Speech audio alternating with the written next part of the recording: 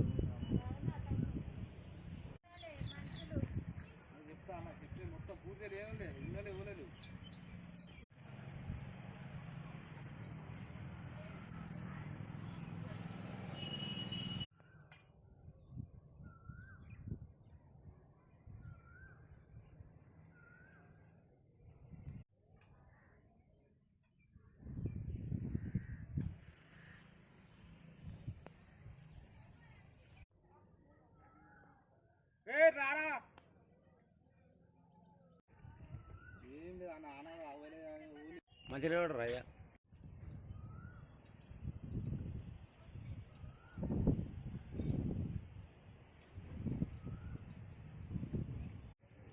సరే సరే నాని మా కొంచెం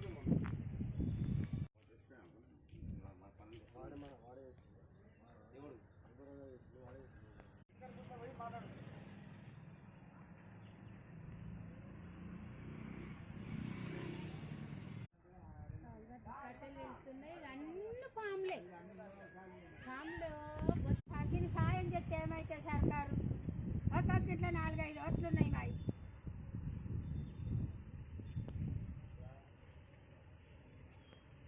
వాంజన్ కాలు మొక్కుతా మాకు ఏమో నా కొడుకు చచ్చిపోయిండు, నా మగ చచ్చిపోయిండు, నాకు 2 మగ పిల్లలు, ఒక ఆడపిల్ల, నా కోడలు గజ్వెల్లికి బతకపోయింది. గుడిసున్నది, గుడిసెలో నేనున్నా. ఒక్క డీలరు, ఒక్క యజమాను ఊరి మీద మమ్మల్ని పట్టించుకుంటూనే లేరు.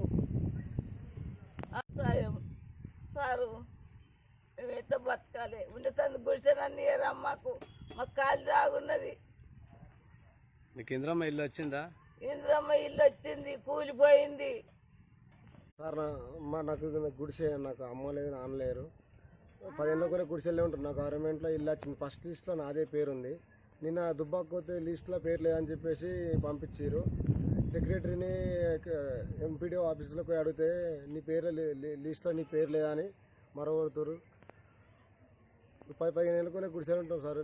ఫస్ట్ లిస్ట్లో నాదే పేరు వచ్చింది, వచ్చినాక కూడా లేదు, నీ ఏడుంది అని చెప్తారు. వేరే వాళ్ళకు ఉన్న వాళ్ళకి ఇచ్చిన గలీలో వాళ్ళకి వెళ్ళదు సార్. ఇకనైనా అధికారులు కొంచెం స్పందించి మమ్మల్ని మాకు ఇల్లు అచ్చట వేయాలని కోరుతున్నాం. మా అన్నకి ఇల్లు లేదు, మాకు ఇల్లు కంపల్సరీ కావాలి. నేను కార్యకర్త, మా పేర్లు కొట్టేసారు. ఫస్ట్ లిస్ట్లో మా పేరు ఉంది, సెకండ్ లిస్ట్లో మా లే అంటారు. మా నాయనలు లేవు, మా బామ్మర్దులు ఉన్నారు, వాళ్ళకి లేవు, మాకు లేవు. అందరికీ రాజకీయ నాయకులకు అందరికీ నమస్కారం సారు.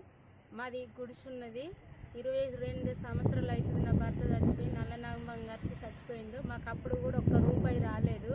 ఆయన చనిపోయినాక నా కొడుకు 10 మాటల పాంగార్చింది. ఒక్కొక్కసారి ఒకడు కూడా రాత్రి తీసుకుపోయిన సిద్దిపేటకు మా ఏదో దేవుని దయ వలన బతికి వచ్చిండు. నేను కూడా బయట పనికి పోతే నాకు కూడా పాములు గరిచినాయి సారు. ఇప్పటికి కూడా గుడిసేసుకొని పక్కకు గుడిసేసుకొని ఉన్నాము. ఆ గుడిసెలకు కూడా పాములు వస్తున్నాయి. మన నమాస రోజు పాము వచ్చింది సారు. నల్ల నాగంబాములు వస్తున్నాయి, తెల్ల నాగంబాములు వస్తున్నాయి. మాకు మొత్తం అన్ని పాములు వస్తున్నాయి. మా ఇల్లు ఘోరంగా అంటే మరి ఘోరంగా ఉంది సారు. చిన్నతనాన్న కూడా చచ్చిపోయిండు. 22 సంవత్సరాలు అవుతుంది. నా కొడుకు 7 ఏడాది పిల్లగాడు నా భర్త చచ్చిపోయినప్పుడు. అప్పటి నుంచి ఉంటున్నా, అదే గుడిసెలో ఉంటున్నా. పాములు వస్తున్నాయి, మమ్మల్ని ఖర్చుకుంటూ పోతున్నాయి. ఏదో దేవుని దయ వల్ల అన్న దేవుడు మర్చిపోతుండు. మేము బతుకుతున్నామో ఎట్లా చేస్తున్నామో భగవంతుడు తెలుసు. నా అమ్మ కూడా చచ్చిపోయినాక నాకు 35 కిలోల బియ్యము వస్తాయని 1 నెల 2 నెలలు ఇచ్చిర్రు. తర్వాత కొట్టేసారు సారు. మాకు జాగ లేదు, ఇల్లు లేదు, ఇరువట్ లేదు, ఏది లేదు. వెనక ముందు ఎవ్వరు లేరు. నా కొడుకు ఒక్కడే. మాకు వెనక ముందు ధీమ ఎవ్వరు లేరు సారు. మీకు అందరికీ వందనాలు. మాకేమన్నా సాయం చేయండి. మాకు ఇండ్లు ఉన్న వాళ్ళకే ఇండ్లు వస్తున్నాయి, రాజకీయ నాయకులకే ఇండ్లు వస్తున్నాయి, మళ్ళీ గవర్నమెంట్ జాబ్లు ఉన్న వాళ్ళకే ఇండ్లు వస్తున్నాయి, లంచాలు ఏదోటి ఉన్న వాళ్ళకే ఇండ్లు వస్తున్నాయి. మేము గుడిసెలో ఉన్న వాళ్ళం సార్. మేము ఈ వానకాలం వస్తే చచ్చిపోతామో బతుకుతామా అని, వర్షాకాలం వస్తే వేరే ఇళ్ళలో పోయి పండుతున్నాం సార్. మాకు ఇక్కడ ఆడోళ్ళ ఆఫీస్ ఉంది, ఆఫీస్లో పోయి పండుకుంటున్నాము. నా పరిస్థితి చెప్తా సార్. నిమ్మన్నా నా కొడుకును 9 గంటల రాత్రి తీసుకొని కురుమోళ్ళ ఆఫీసులో పోయి పండుకున్నా. ఆఫీసులో పోయి పండుకుంటే నన్ను చూసి ఒక్కతే ఎట్లా వంటదని కురుమోళ్ళు మగోళ్ళు ఆడోళ్ళు వచ్చి పన్నారు. నా పరిస్థితి మంచిగా లేదు సార్. ఇక నా ఆరోగ్యం కూడా మంచిగా లేదు. ఎప్పుడు అవుతావో ఏమవుతావో అని పబ్లిక్ అంతా వాడుకుంటారు సామి సారు. జర దయచేసి మీ దండం పెడతా. నాకేం